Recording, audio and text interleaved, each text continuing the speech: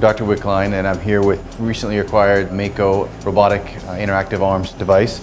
Basically, it's just another technique to help patients with arthritis of the knee, particularly for patients who are a little younger, in some cases, who maybe only have arthritis in one compartment of the knee.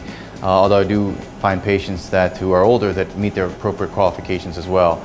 Essentially, this is just another evolution in the technology that we provide for our patients here at St. Elizabeth's. Every surgeon wants to provide the best possible outcome for their patients. From my standpoint, I only do 5 operations: partial knee replacement, hip replacement, total knee replacement, hip fractures, and knee arthroscopy for those patients who come to me thinking they need a knee replacement, but in fact they just need something a little smaller. A lot of patients will ask, when is the right time to come be evaluated? If you're having pain 2 or 3 days a week, we should at least get evaluated, determine what the reason is. If you have pain with weight bearing, pain going up and down stairs, swollen knee, those are reasons to get it evaluated, and then we can determine what the best options are. Some patients kind of get the wrong idea of what knee replacement and partial knee replacement is.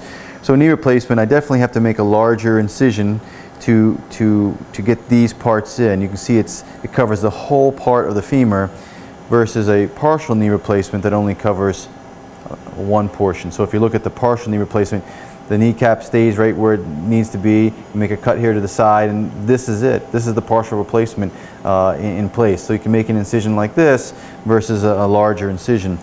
So again, if you were to look at the knee replacement part, so the knee replacement part versus the partial knee replacement part on the femur side, you can see much less invasive to have just this piece.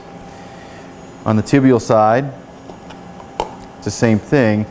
You can see that the amount that you're actually putting in is again much smaller with the partial knee replacement. And so again, that's where patients, for the majority of patients, should see less pain, less swelling, and quicker recovery, because again, it's much less bone resection, much less tissue trauma, tissue movement. It's a smaller amount of surgery that's being done.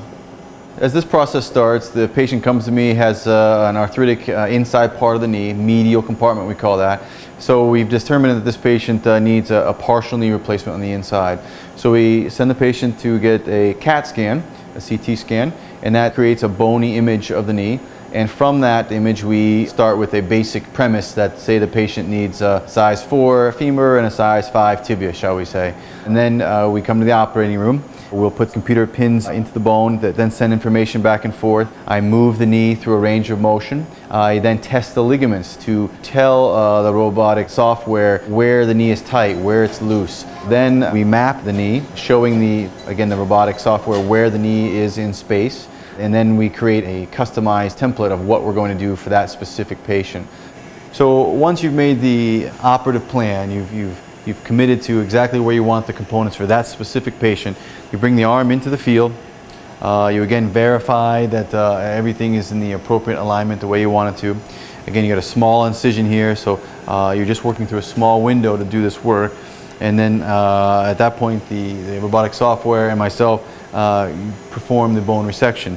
So the burr starts, and we can remove the amount of bone necessary, and the robot will only allow me to remove the bone necessary to fit the component. So all the green is the amount of bone that we want to remove here. And the entire time, the robotic arm will not allow me to stray from that area. It does the exact depth of resection that we want. We'll come up to the top here, we'll do a little more cleanup. So you're going to be left with a green strip down the middle that allows for a small keel that gives us more surface area for cement. We're just about done. You can see only just a couple minutes, and the amount of bone that is necessary to be gone is just about done. We'll make some peg holes here. So again, this is where it allows us to make the holes for the implant. So again, that gives us on the model a cutout or a reverse template of the part that's going to be placed inside the knee. And so we flex the knee up and slide that in, and you can see that now has a custom fit along the inside portion of the knee here. The same thing happens with the tibial component. The burr comes in, removes the bone, makes tiny little keel and peg holes, And so then that gets it placed in there, and then again that's the partial knee replacement right there.